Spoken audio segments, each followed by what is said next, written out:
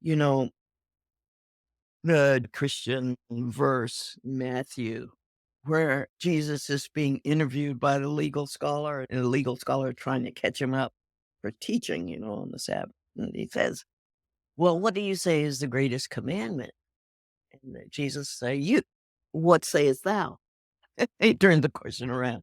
And the lawyer priest says, well, it's to love God, love the Lord thy God with all thy heart and all thy mind, and all thy soul.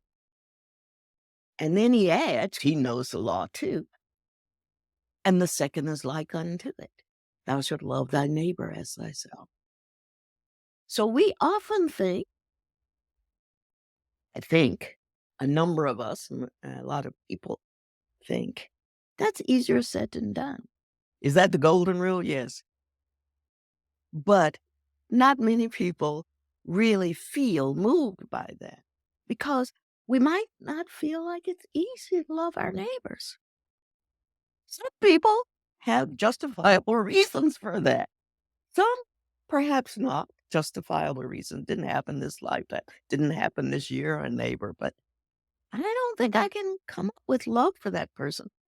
People aren't moved by just that saying. And one of the reasons they're not moved by it is because it's difficult to love themselves. I'm trying to get back to that one. We have some issues in the States with actually loving ourselves. In other words, feelings of unworthiness.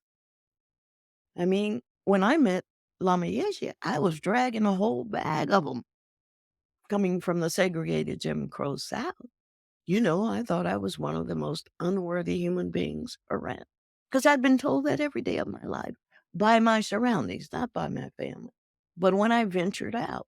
So there's a lot to overcome to feel, pure and capable and limitless and all that. That's why I found Tantra, because Tantra, one of its basic principles is let's transform these negative images of ourselves that we constantly entertain. If we're looking at our thoughts, we're having regrets about this. We're having anxiety about what's coming. We never just sit in the present moment and say, gee, present moment, wonderful moment, as Thich Nhat Hanh would say. Feels good to be here now, alive and capable, right? But Tantra says, rather than have all these negative images of ourselves, let's replace that with a really positive image, a deity, a yidam, that makes us feel empowered, capable, compassionate. And so I found that method for myself very attractive.